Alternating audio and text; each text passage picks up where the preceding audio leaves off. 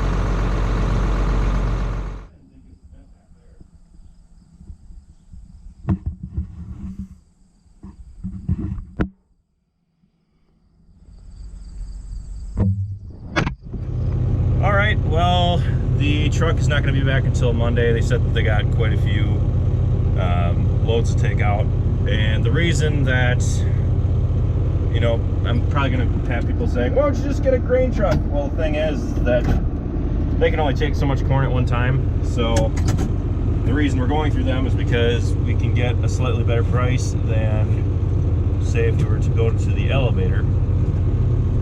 So we're doing things on their schedule.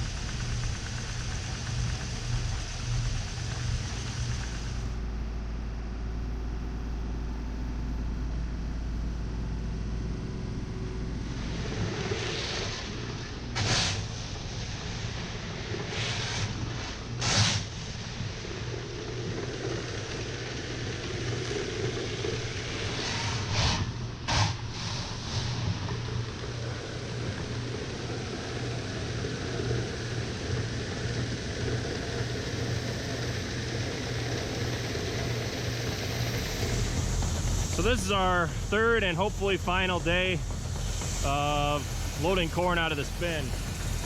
So we've been doing it about every morning.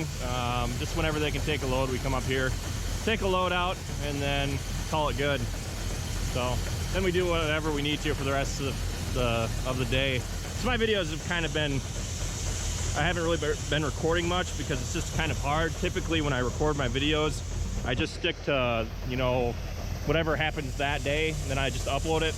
But with this video, I've been recording a little bit every day, and we've been doing small, odd jobs just around the farm, so it's kind of hard to kind of keep continuity because I forget what I say.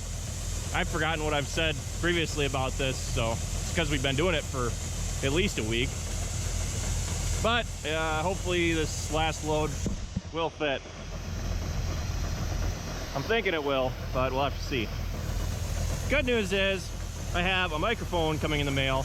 My audio, I don't know if you guys have never noticed this, but my audio has always been terrible. I've never really been an audio guy, but I've been kind of working on it, trying to improve it. So expect that future videos, the audio is really gonna get an improvement because I've spent quite a bit of money investing in systems to help me improve the quality of the audio. A lot of people have been asking us why we don't sweep behind, or why we don't scoop corn behind the sweep. And I'm going to show you why in a little bit here. I mean, I was doing it, but there's a little stand that the auger sits on, and there's a little extension rod that goes in the hole in the middle of the bin. So what it does is it picks the motor up off the ground, off of the floor of the bin, so that way we can get the sweep on sooner and we don't have to shovel around it. So we'll go around the outside of the bin with the sweep once, that gets most of the corn. And then what we'll do is we'll remove that extension, then it'll drop the motor of the sweep down on closer to the ground, closer to the floor, and then we can get more corn and we have to shovel less. I was shoveling more of the large pile just to make it go by faster. Obviously the sweep doesn't fill up the unloading auger at least as much as it can take, so I was sweeping as much as I wasn't sweeping as much as I could, but I was scooping quite a bit of corn in there, and I was just kind of moving as much as I could to the center.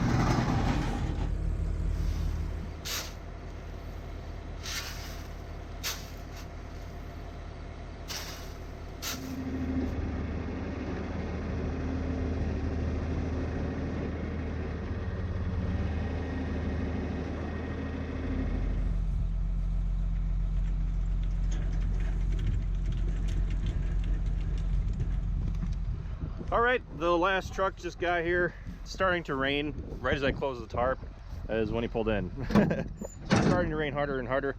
I saw on the cameras back home that it's raining there, so we're gonna pull the tractor up, get this last load unloaded, and then Travis and I are gonna take the tractors back and we're gonna come back up and get the truck, and that way everything's back home.